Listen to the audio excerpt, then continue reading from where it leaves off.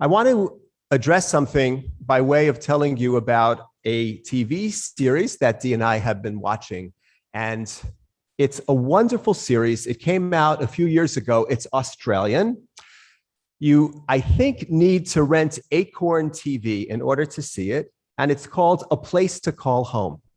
It deals with Australia in the 1950s. And it deals with issues that include religion. There's a huge Jewish theme that exists within the series. It deals with sexual orientation, with racism, with class, and it does it in a way that is just beautifully presented. The acting is marvelous. The stories are subtle. So I want to describe a particular scene which raises a theme that I'm inviting us to think seriously about. It involves a farmhand and a doctor. And for the purposes of my sermon this morning, I'll just give you as much information as I need to. So the farmhand and the doctor have known each other for a number of years. And at a certain point, the farmhand is trying to offer friendship and support to the doctor. The doctor is embarrassed. There is an element of class. There are other issues that are involved, and he rebuffs the efforts of the farmhand to get closer. So the farmhand says to the doctor, you know, there's something going on here that you just have to admit, and it has to do with class.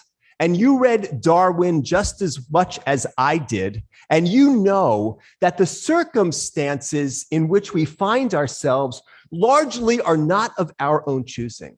You happen to have parents who could afford to keep you in school, and I didn't have parents who could afford to keep me in school.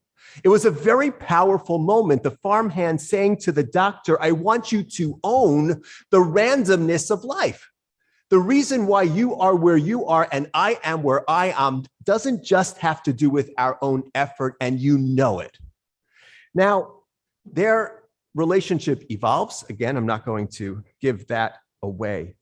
But I want to reflect on this because there has been a view over the centuries, fairly widespread, among those that have more, that those that have less must in some way be limited in terms of their character. Maybe they don't have the same moral fiber. Maybe they're not working as hard as we. Maybe they lack energy. Maybe they lack capacity.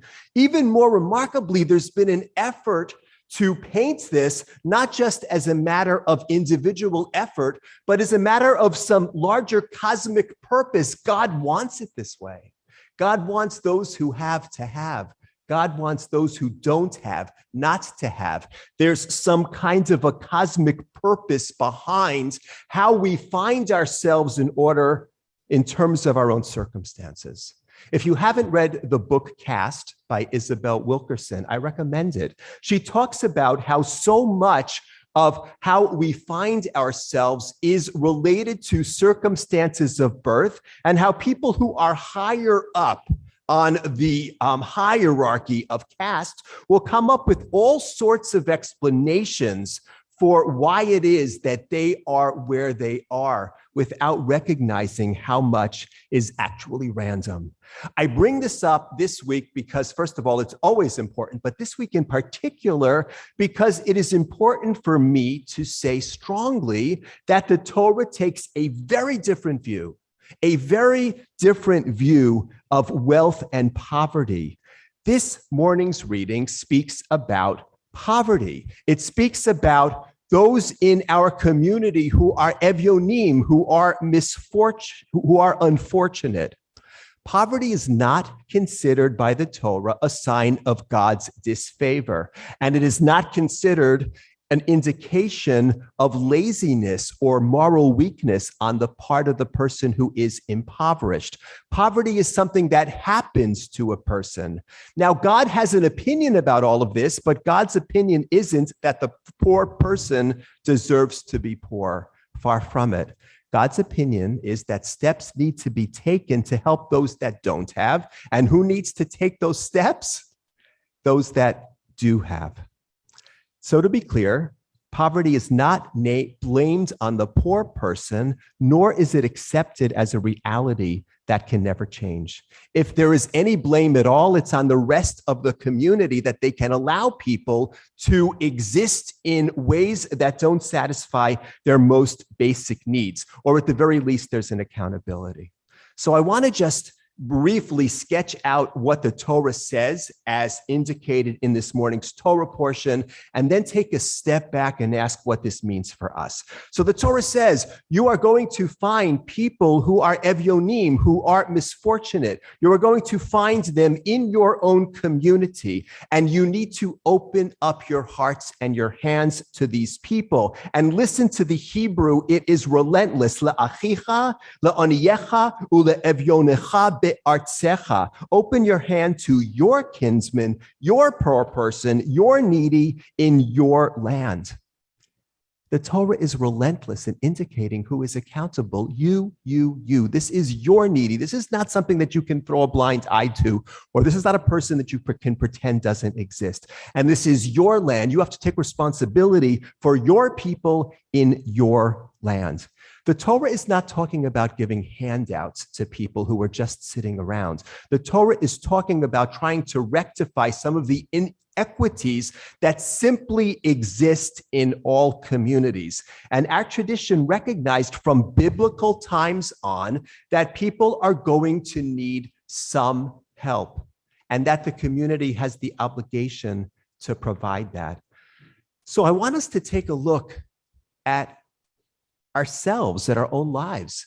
And I am inviting us the way that the farmhand pointedly invited the doctor to ask, why are we where we are?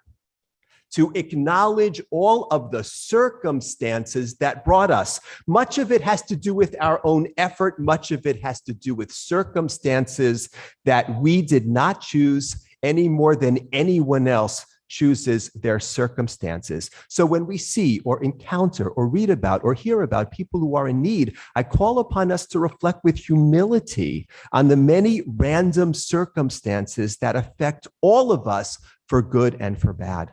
I call upon us to think about our responsibility to the people whom we encounter, the person who is asking for food or shelter, the person who is asking for a safe haven, the person who is looking for a decent job. That person, according to the Torah, is not to be judged. That person is to be helped. What God wants, as reflected in the Torah, is not to preserve the status quo, but to change the status quo. I hope that this is something which we can think about personally, humanly, in ways that transcend ideology and politics. It is something which is so rooted in our Torah, and I just have to really take pride as a Jew that this is our tradition, that our tradition is not looking at where people are and blaming them. Our tradition is looking at where people are and asking, how can we bring all of us to a better place? So God wants the status quo to change, the Torah indicates.